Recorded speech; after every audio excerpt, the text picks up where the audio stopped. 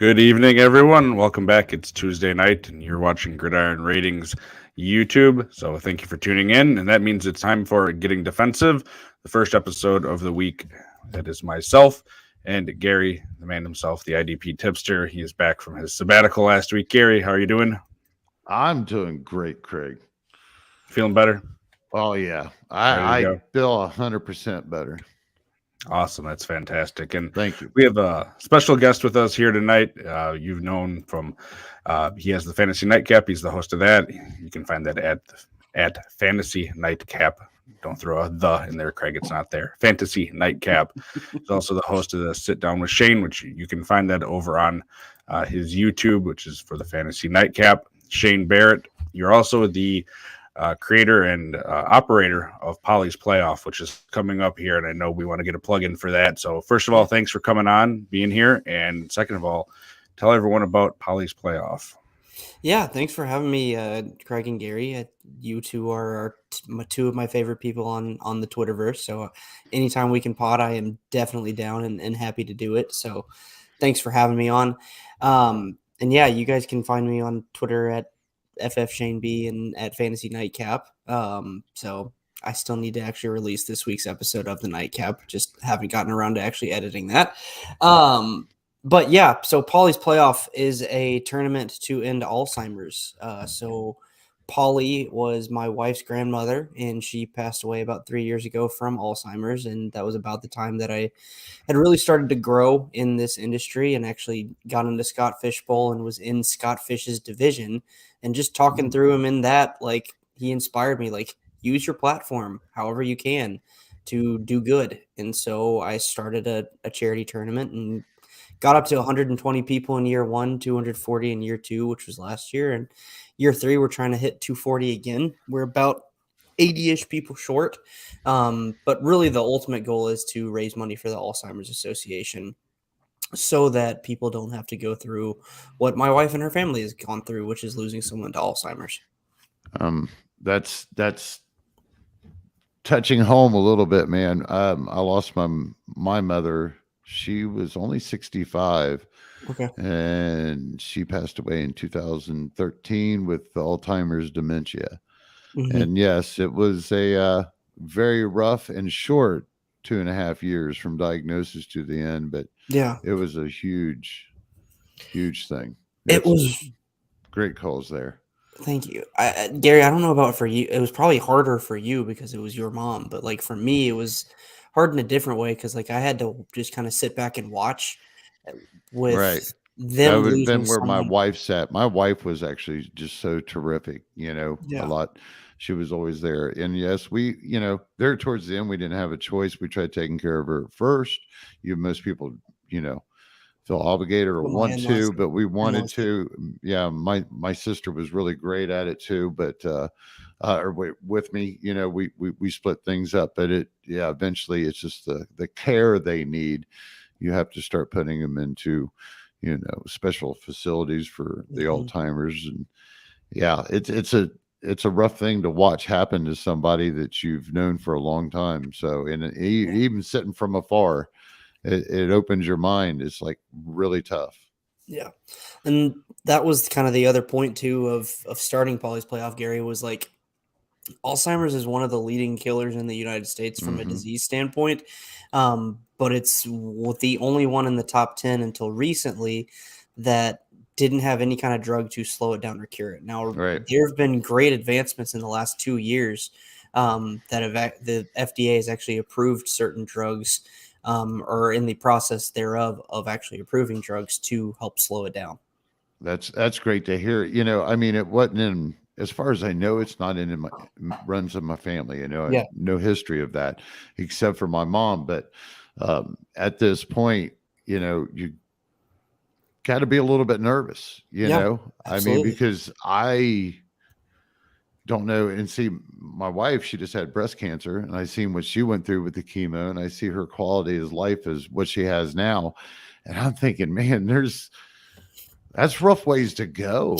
That's rough, man. What would you do if you was on it? You have to fight, but man, that's rough.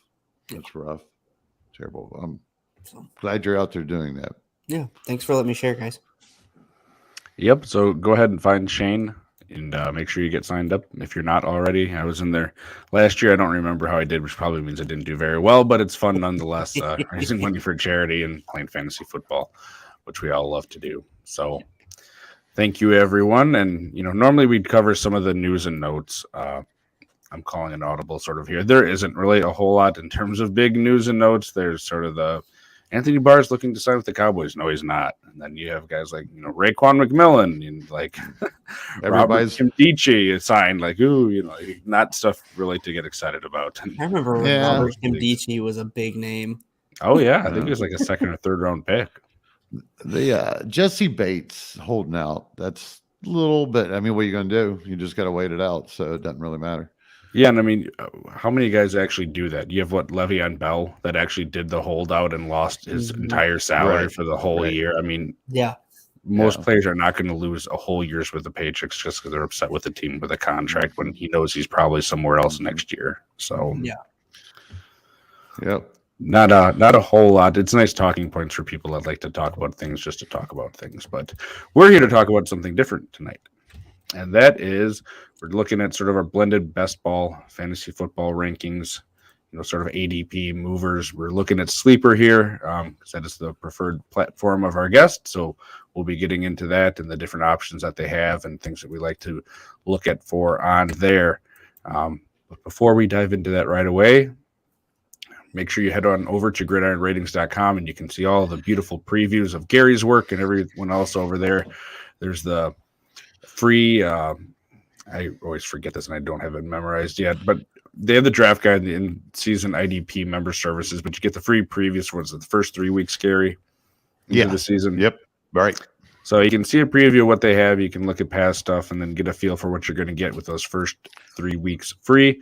They got the sit-start charts. He's got his deep rolling waiver wire, which will pick up after those 3 weeks. But again, you get an idea of what it looks like in the sort of secrets that Gary will let you in on. Of course, we got all the different podcasts here. There's the Chop Shop, Rider Dynasty, Tonight's at Getting Defensive. So make sure you are subscribed and tuned in to Gridiron Ratings YouTube for all of that info. Beautiful. Beautiful. I get there eventually. I personally recommend Gary's rolling waiver charts. They are extremely helpful. Thank you. Thank you. Yeah, a little bit of work into them, man. I like those things.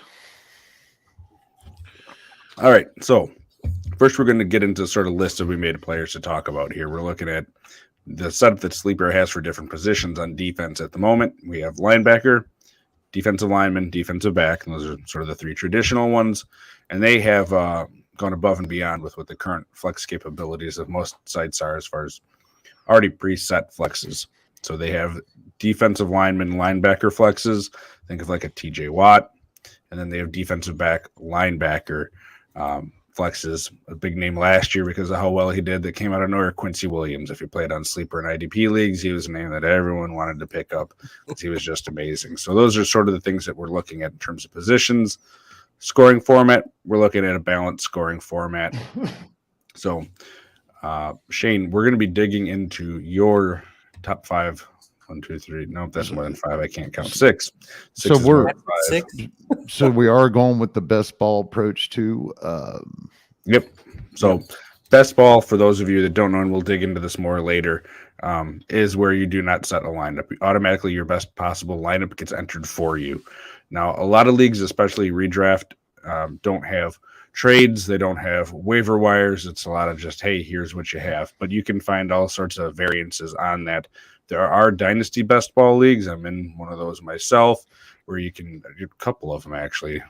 Shane started one up this year, where you can do trades and there's waiver wires and all that stuff too. But basically, it takes the hassle if you hate doing lineups or if you're on too many sites or in too many leagues where that sort of 1 hour window on Sunday is as a hassle when you have a real life and you're trying to get things done.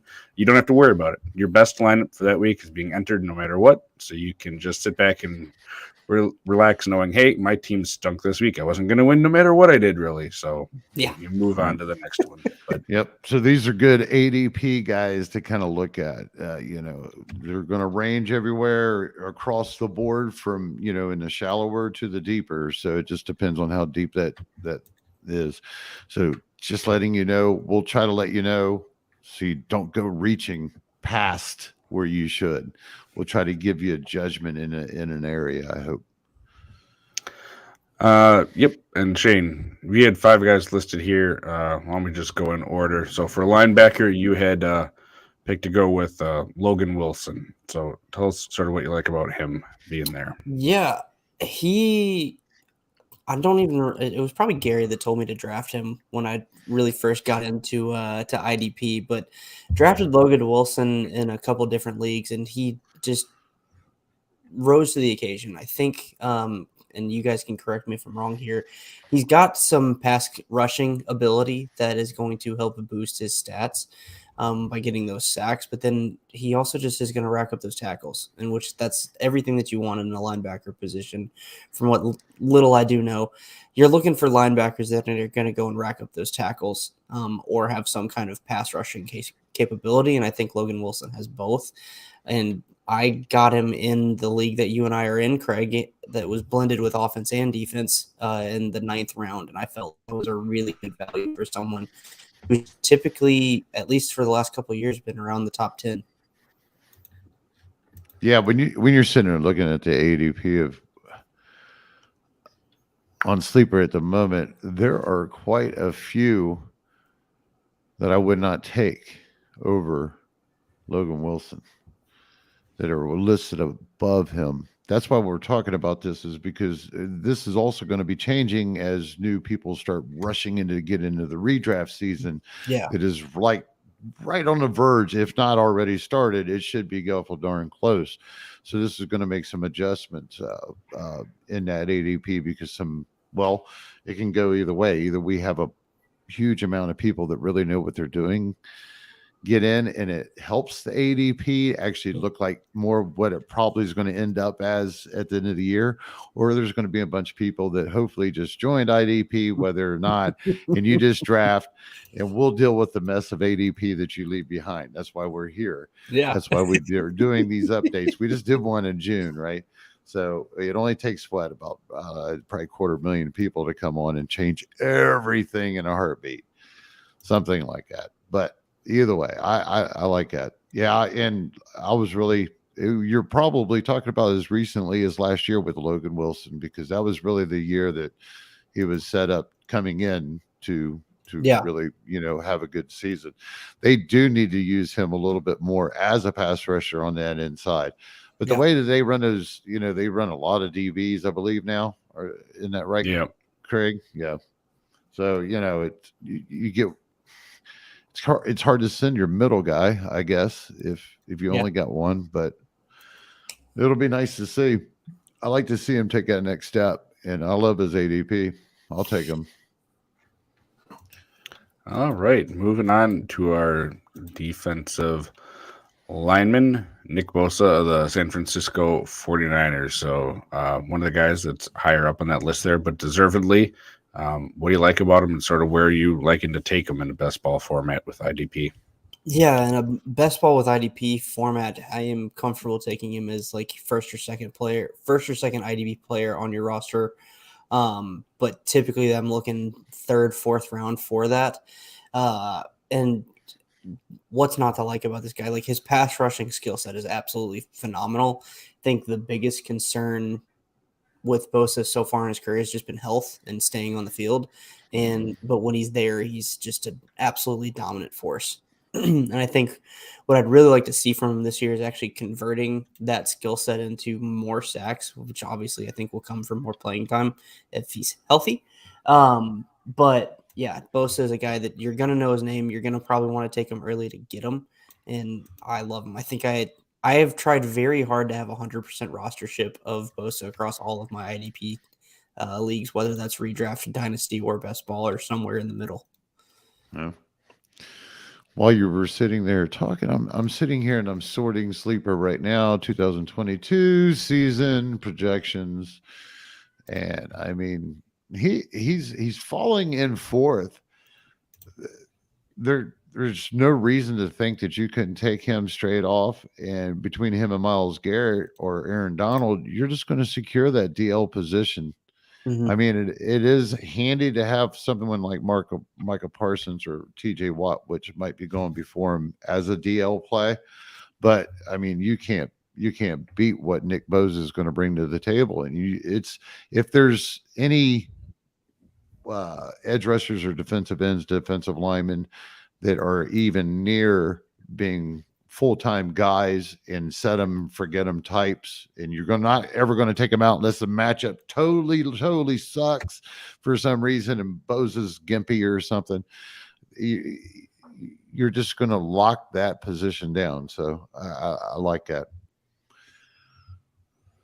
Yeah, he's pretty much a top 2 for people overall. I mean, top 3 if you want to throw Aaron Donald in there, but him and Myles Garrett, it's pretty much the consensus. Take your pick because they're sort of the same in terms of age, value, and production. So nothing wrong with him at all.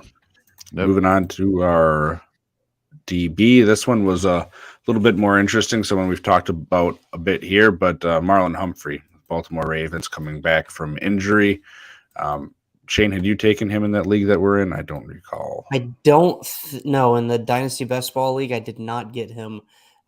He is also someone that I try to have 100% rostership, but there's a reason for that. I actually went to high school with Marlon. He was a year younger than me. Him and my best friend played the same position in high school, so they both played cornerback. So Andrew, my buddy, was like, okay, we know Marlon's going to be on that side, so it's going to be kind of a rotation of 3 of us on over here on the other side of the island. Because that would be cool. Marlon was going to lock it down. So no, I did not draft him in the league that we were in, Kraig. But as a cornerback, I know I've learned from listening and talking to Gary and others that, like, with DBs, you typically want to lean away from corners because they are very, I guess, interception reliant, because unless you have a guy who can really get in there and make tackles. And I think for some reason, Marlon is one of those guys that actually excels at getting in there and getting tackles. And he's one of the best corners in the league. So even though it's not an ideal position to necessarily draft, I'm going to take him. And right now you can get a significant discount because he is coming off of that injury. I think in the draft that we were in, Kraig, he went in the 22nd round. And I'm mad that I didn't get him before then. Yeah, I mean, he's a guy that's going to get you, and it depends on your scoring, of course, and everything, but the pass deflections and the tackles, which when you're talking about a defensive back, those are sort of the things that you're more able to count on. Interceptions aren't sticky for the most part. Hoping for high tackle for a loss or sack numbers is, fool's gold as well. It'll be interesting to see. I have him in a few leagues. Most of those are cornerback required leagues, but with the addition of Kyle Hamilton in there, how that all plays out between the defensive backs, I think is going to be interesting, because at times in the past, Marlon sort of played that guy that plays all over the field in different positions because they need him to, and they want to keep him on the field. But Hamilton's going to have the ability to do that too, I think, Gary. Hamilton is so good. There are 2 cornerbacks. If I'm going to take 2 cornerbacks at all, it would be Moore or Humphrey. I mean, it's the no-brainers there. If I'm usually a safety guy, and the problem with it's not a problem with cornerbacks.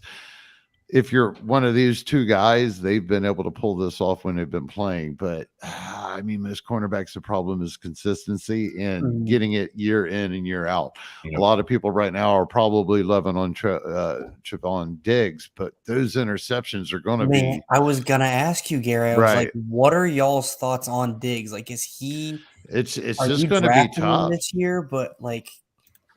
Oh, well, I don't play in too many leagues where I play cornerbacks or have to have designated ones. I mean, I'd love to come into the season with them. I'd love to find out, but I mean, it's just, it's just like asking the same that these linebackers that come in and record 170 tackles in a year, hey man, they're going to repeat that. Oh yeah. Cause it's just a dropping a basket, Yeah. So same kind of, concept. But yeah, you got to look at those base tackles, and that's tough for cornerbacks. But those guys, they have the combination of both. It's just like you have TJ Watt and Parsons. When they're marked in sleeper as a linebacker DL, you get the benefit of a nice ceiling with the tackles at the same time as the ceiling with the sacks. If you look at it that way, as long as Parsons does his thing as an edge rusher this year. If he doesn't, and he's inside linebacker, folks, don't worry about it. He still should be taken about where he is, because he's still going to eat up a bunch of stuff.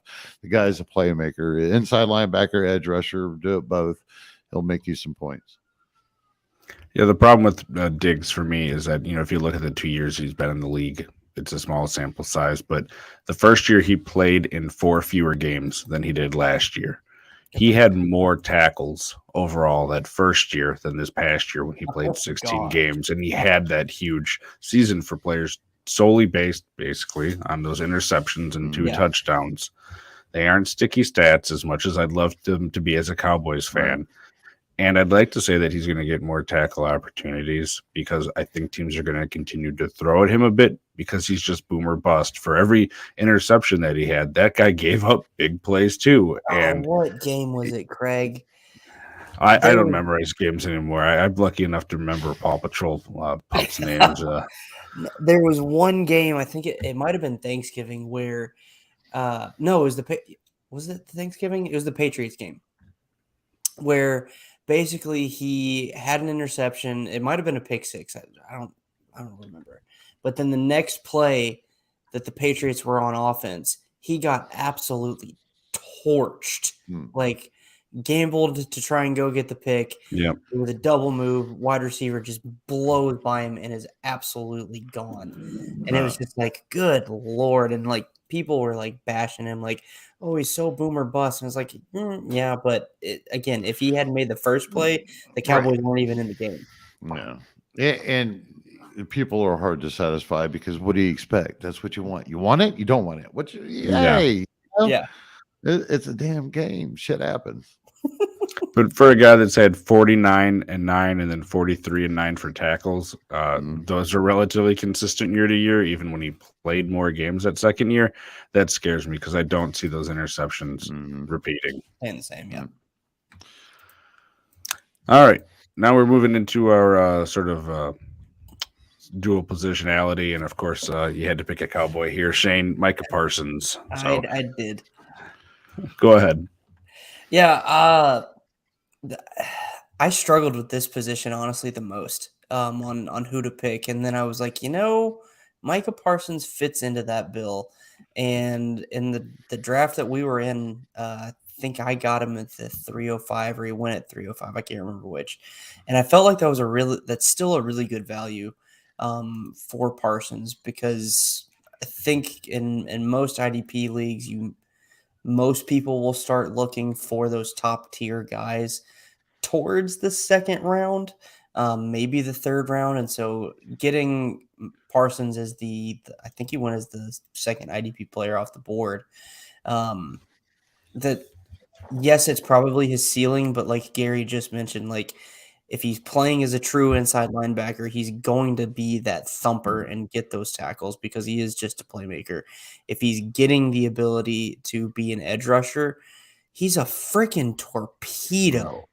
Like, he's just so damn athletic. Like, you can't stop him, because he's going to have so many different ways to beat you just through pure athleticism right now.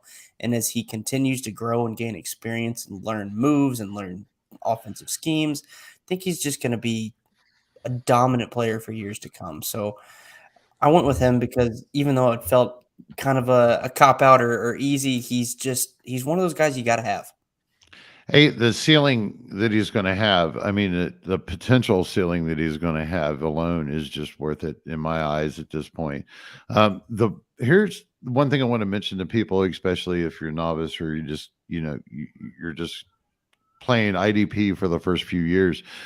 You're going to get your best value playing these LBDLs that are on Sleeper. You're going to get your best value is going to be playing them as DLs. you're going to be able and if you're playing with the default settings that Sleeper has, the balanced format, you're going to be getting your best consistency and your best averages there if you don't already own, say, Nick Bosa or Myles Garrett or something. So just keep that in mind. So if you get a hold of these guys and you're planning on using them as a DL, I know sometimes when you're drafting, they go ahead and put them in any slots, for you. Yeah. Don't pay attention to that. Think of those guys as trying to play them as DLs. And then the inside linebackers that you can play at the linebacker position will be that player pool is a lot broader than what these guys that are really going to be good LB/DLs. So it's just something to keep in mind. If you can hit a home run on one of these guys, that's where you're going to get your real play value. I also want you listeners to remember what Gary just said for later on in the show about inside linebackers and that pool being broader. All righty. Sweet. That's one of the things about the best ball that's really nice if you can get a bunch of these guys, and I'm not saying just exclusively get them, but having the dual positionality helps you, not with the mental part of figuring it out, but just being able to have, all right, this guy, normally my linebackers are strong. They had a down week. He ends up slotting in there because your DLs are just amazing, and then vice versa. In best ball, especially, those flex sort of positional players are just going to be a lot more valuable if you get them up front, like a Watt or a Micah Parsons. So it's always fun to get those high name guys that are going to be able to be more valuable even than they typically would be. Mm-hmm. And speaking of that, your last one, guy that we've talked about a lot, but Jeremy Chinn here with the same thing with the linebacker defense back positionality.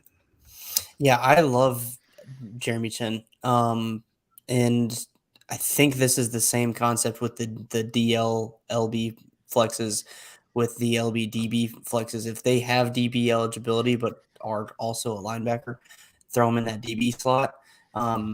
Chinn is just extremely versatile and has been throughout his career since I've been playing IDP.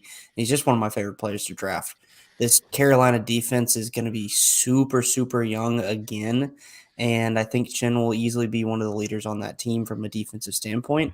And that'll show up on the stats because he's going to have to be all over the field because people are new and trying to figure out where they're going.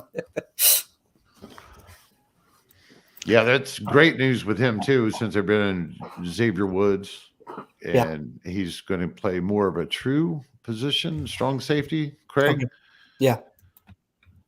Well, they also didn't really do anything in my mind to address their linebackers.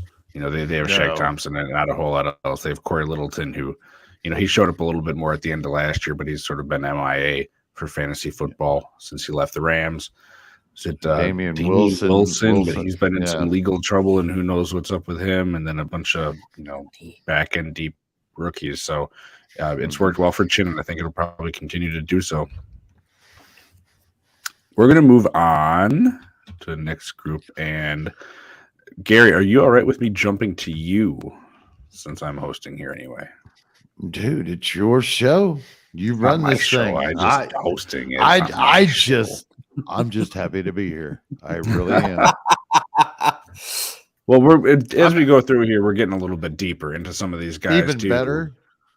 I'm happier to be here not alone. Because being here alone, that's lonely. It would be, because one is the loneliest number. Fuchsias say, yes. We're going to get into some deeper guys here, but remember, sort of that boom or bust aspect, that's all right with these guys because it's best ball. These guys that you're getting deeper that you're going to think have that possibility of ending up being a boom and getting some regular spot play for you even, it's all right to take some swings deeper in the drafts as we go, and those are sort of the guys we're going to be talking about next, even though I'm going out of order. So Gary took the deepest of the deep out of the three of us, and your first one is a guy I know that's near and dear to your heart, Drue Tranquill. Yeah, he's back, folks. I kind of plugged him earlier in the off season in the spring. I just wanted to make sure that circle right back around. His situation is about the same. They just picked Kenneth Murray on the PUP list. Just whatever.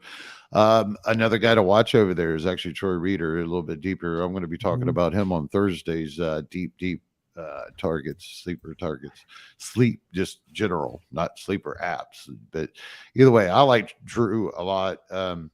He got hurt his sophomore year with his ankle. He played kind of through it last year. He's always had the capability. He's actually probably their best guy on the roster right now, arguably in coverage and in tackle capability. And he's not the best. He's not an elite player, but he's their best guy right now, and he knows his defense. So I'm expecting him to be the full-time guy. I think Troy Reeder might get in there over Murray or whatever. The way things are going to end up going is maybe he'll be a run stopper for a couple of downs.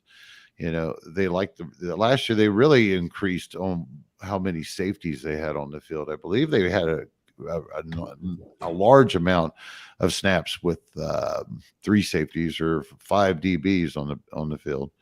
So I do think Drue Tranquill will end up being the full-time guy, and hopefully he'll have that full-time. You can't call it a breakout because he did produce last year, but how about a full-blown break up into more production and somebody that we might be able to look at going forward as an LB1.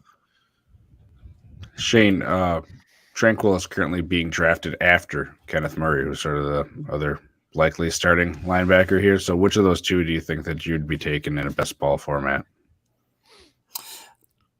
Not to just agree with Gary, but Tranquill. He is someone who I've actually drafted before, not in best ball league, but in managed leagues. I've taken Tranquill before, and that was before Gary stepped in as my IDP mentor. Wow, cool. All right, Gary, your next guy up here, Tryon-Shoyinka, who's seemingly stepping into the spot vacated by JPP opposite Shaq Barrett for the Buccaneers. So what are you liking about where you're getting him? Let's see here. I mean, when you're sorting by DL, and I'm still sitting on his 2022 season, I mean, you got quite a bit above him that I think that you're taking a bigger gamble on. Let's see, Z Smith, Golden, Sweet, Lloyd. How come Max Crosby is down so far for them too? Have you guys catch that? I thought about that. That's a little bit shallower, but he's down on their list.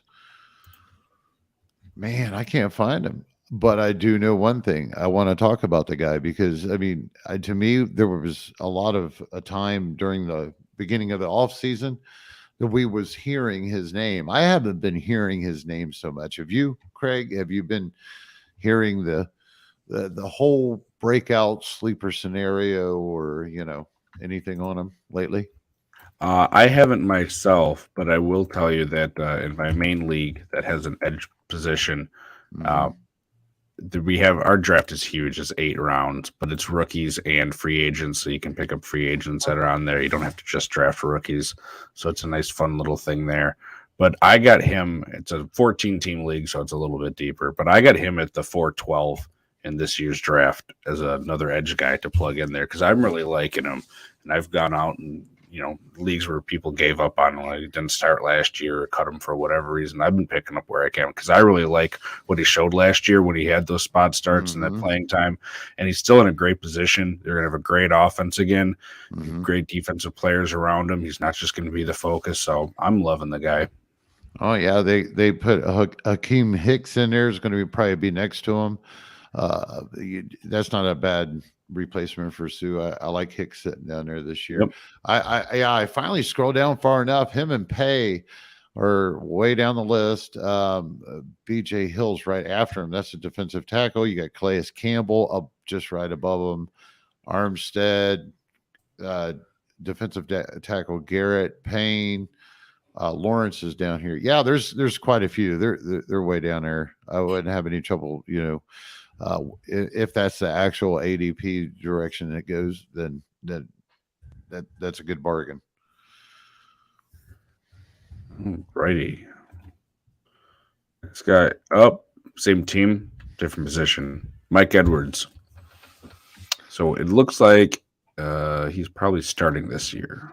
That's my understanding for Tampa Bay. So, well, I guess I'm kind of clear this up in the air. Don't go drafting Logan Ryan. I think his fantasy football IDP career has came to an end.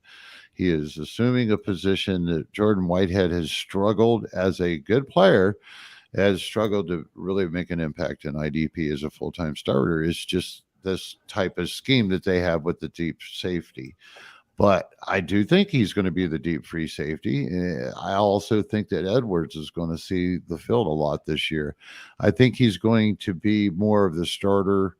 And then when they bring on the extra DB, here comes Logan Ryan. So I do think but in those types of coverages, I think the way that they showed that they used him last year when he had some good games, when he wasn't subbing for somebody, when he did do something, it was as that third guy. I want to say the mid-range safety, not necessarily up in the box. You know, not deep, not in the box, slot guy, kind of. He was up in the box more, but off to more to the slot side, I believe. Anyway, don't mind me. I'm stammering through this. I really do like Edwards ADP, though. I mean, he's way down there. You know, these might be. I guess we should have clarified it. Right now, we're talking more of a deeper range when he skipped to who we were talking about. So I want to make sure that, because it dawned on me all of a sudden.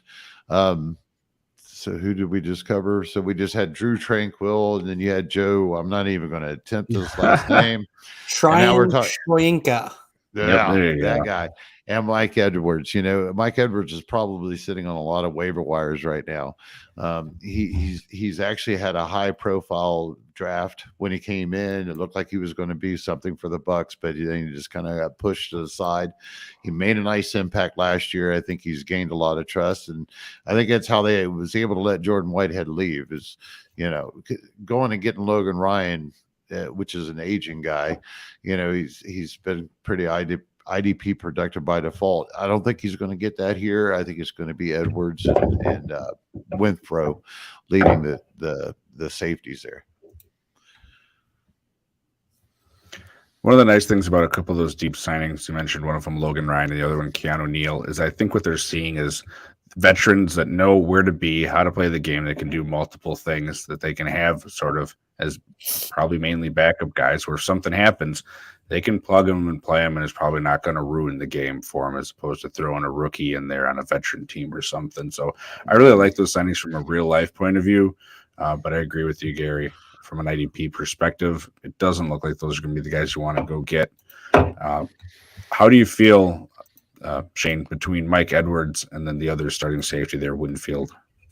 What if you had to pick one of the two? And I know their ADPs are vastly different, but at cost, which one are you liking better in a best ball? Because Winfield's going a lot higher, as deservedly I think he should. Oh, yeah. He better be. Like, this may be a cop-out answer, but I think it's going to depend on your level of IDP experience. So if you are not as comfortable or newer to the IDP game, I think Winfield is the way to go because it's going to give you that stud at that position, and you may not have to draft. You can draft accordingly when you've got that one stud that can kind of lock down that position. If you are a little more experienced and have focused more on the offensive side of your draft, then I think I'd be comfortable with Edwards. Yeah. I'm going Winfield. But in best ball at the end of a draft, like I said, I was going deep. I was going throwing deep. So that Hail Mary landed on Edwards on this one. But yeah, I'm going Winfield. You get what you pay for, folks. That's how I look at it too. You know, when I'm not paying for Darius Leonard at his ADP, or when I'm not paying for Roquan Smith at his ADP, I get it. You know, I get what I pay for. So Winfield, he's more in my price range. Yeah, and Winfield's like the 7 or 8 defensive back being taken in Sleeper right now. Right. So from sort of not on the list to way up there. There's a big difference, but it's not to say Edwards won't have that value. Randy Gregory is next up. That sort of split defensive lineman, linebacker over on the Denver Broncos now. Gary, I was kind of surprised to see how far he was down there, but I think, a lot of this has to do with dynasty too, and his age is a little bit more up there than I think people realize because of the issues that he had and how much he hasn't played when he was on Dallas. But he's going to be across from another guy that has an interesting situation in Bradley Chubb. So I wanted to throw to you, which of those two do you like better? Gregory. I think we've talked about Chubb in the past. Maybe it's been on Thursday nights. I'm not a Chubb fan. I'm not a Chubb believer. I really wasn't when he came out of college. Of course, everybody knows I love my NFL players, but I'm also a positional kind of guy to where I really pay attention to what these things are. And it just, I wasn't a believer that he was going to come out and just make that huge impact off the top. Unfortunately, the guy's been hurt. But Gregory, I think Gregory's got something that he's going to go down here and prove. I think he's coming off a decent year. He's gotten his life together. And when it comes to that ADP, like you said, he's down there. And we're talking, in mine, best ball, probably redraft, I don't know. You might get a couple, 2-3 years out of him for some dynasty if you really wanted him. So I like that ADP if I can actually get him down there. As a former Cowboy, how are you feeling about him in Denver this year, Shane? I don't really know. I think he's a great best ball target just because his ADP is low enough. It's down there. I think the skill set is there, and like Gary said, like people don't realize that he's probably, or maybe it was you, I'm sorry, but people don't realize how old he is, but his playing time has been limited because of his time with the Cowboys and his issues that he had there. So I think he'll fit in well with who they've already got there, though, like with Chubb, even though Gary doesn't like him. Who was the D? There was a D lineman, Shelby, I think. He's on Seattle. He's on Seattle now. Seattle, yep. Yeah, he used to be. He was in the Russell Wilson trade. Okay, he was part of that trade. Okay, I didn't remember. But they added some guys, like they got DJ Jones over from the 49ers, I think. They've been using Baron Browning a bit at edge, apparently, as opposed to linebacker, and Jonathan Cooper for a 7th-round pick. He had some playing time, and the coaching staff loves him. So they have other options there, behind him too. Yeah, I just think their defense has a lot of depth, and they'll be able to use Gregory how he needs to be used. So he's got value in best ball. All right, and we're going to do one last one here. Adrian Phillips, guy we've talked about quite a bit. But Gary, over on the Patriots, you're not scared off by Jabril Peppers? I know the answer, but I happened to just mention that I'm also a positional guy. So it was actually hard between him and that Quincy Williams, linebacker, right? It was actually hard to actually just not put him in there just to be fun to talk about, because for the fact is he's going in next to Mosley as the starter. We got to turn around and look at the same production he had as last year. So he, rightfully so, he's not. Everybody's probably kind of scared of it. But I mean, his ADP is probably going to be worth it with a dual designation. Now, Adrian Phillips, I went high on him going into last year. I was actually kind of warding people off because we got Duger that's coming up, and we knew it was time for the translation. But I turn around and I'm thinking this year when I seen him, man, when I look at the inside linebackers that they have, Maybe Phillips is going to take another little step up, but a lot of it is just about the dual designation. If you get him at his ADP, he's fallen a lot just because of last year. So he's fallen down that list a little bit. And there's a lot of corners there and such, other DBs that just to get his dual designation would really be your target, just to see what happens, just make sure you don't reach for him. This is still deep.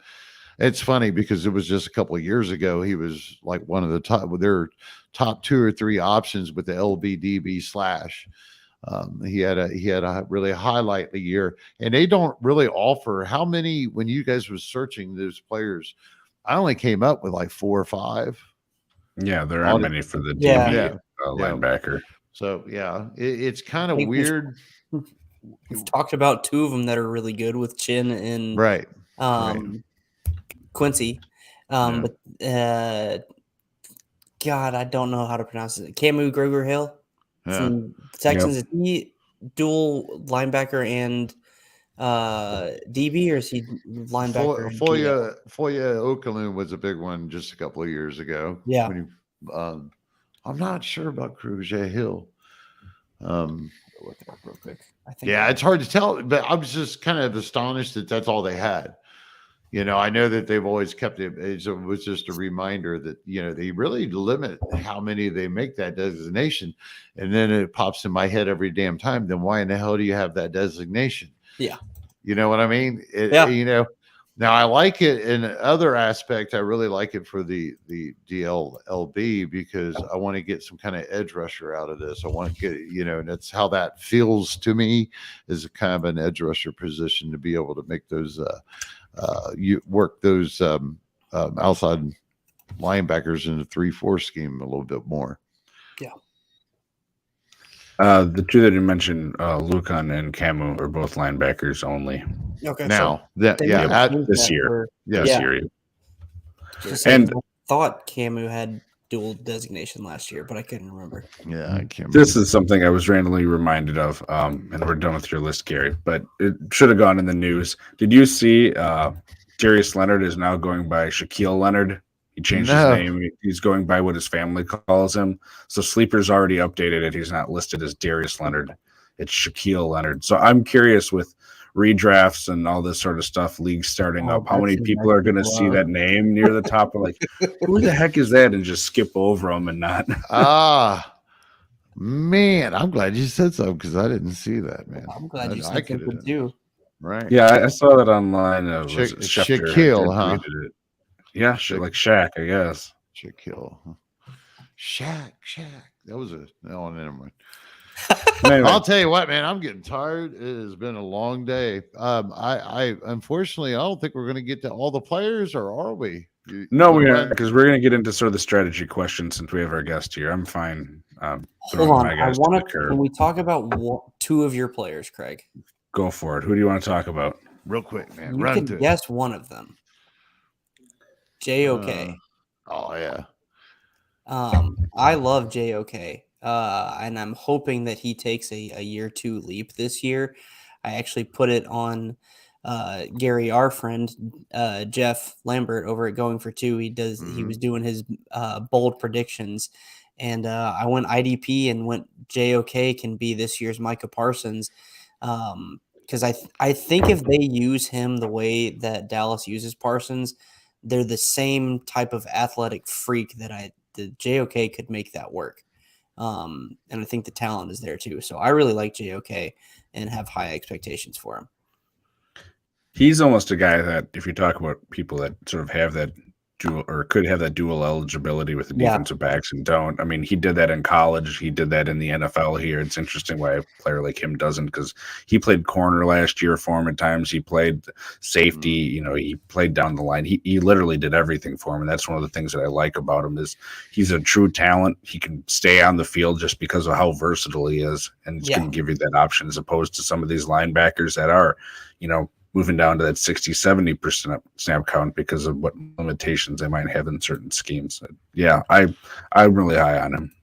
Yeah, and you can't slide out of there without talking about Deablo. Go ahead, Chinn. You first. Deablo, it was just the fact of the matter, he has a dual eligibility. He's going to be more of a true linebacker in how they're using him. He's, been practicing, if you read what he's talking about, getting better in run support and getting stronger, because he was just a out-of-place safety in college. I mean, he's a big dude for a safety.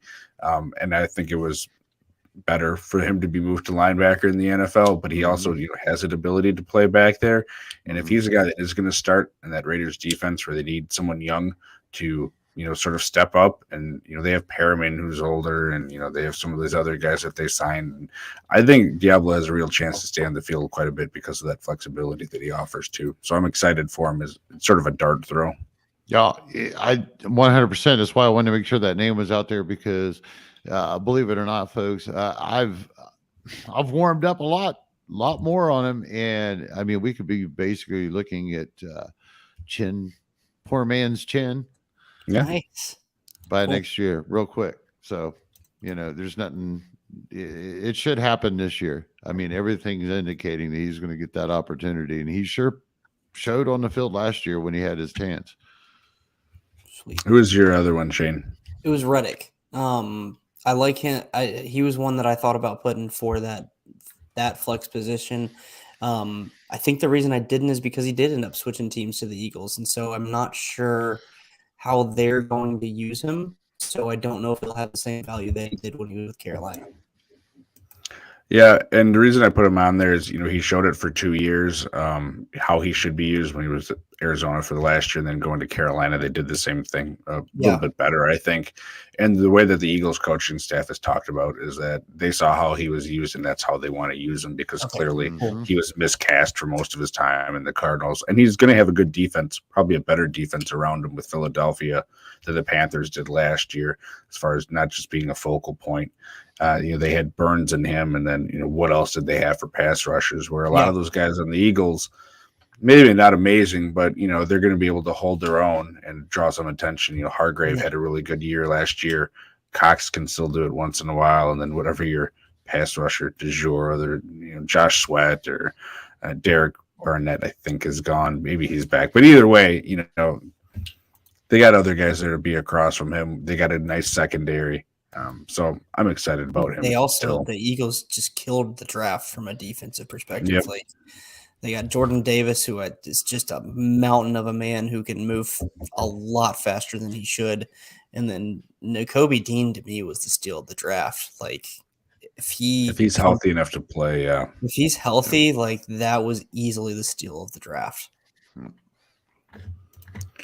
But we got to get into a couple of these best ball questions so we can educate Gary a little bit more on best ball and maybe get him into one of these leagues here. So, Shane, why do you think best ball leagues have gotten so popular lately? Not even really just the money best ball leagues like an Underdog and all that, but just leagues set up like the one you did this year. Yeah, I think it's a really simple concept, and that's they don't require as much work. So you can. For a typical best ball league, you're just going to draft it and forget it. You don't have to worry about waivers. You don't have to worry about trades.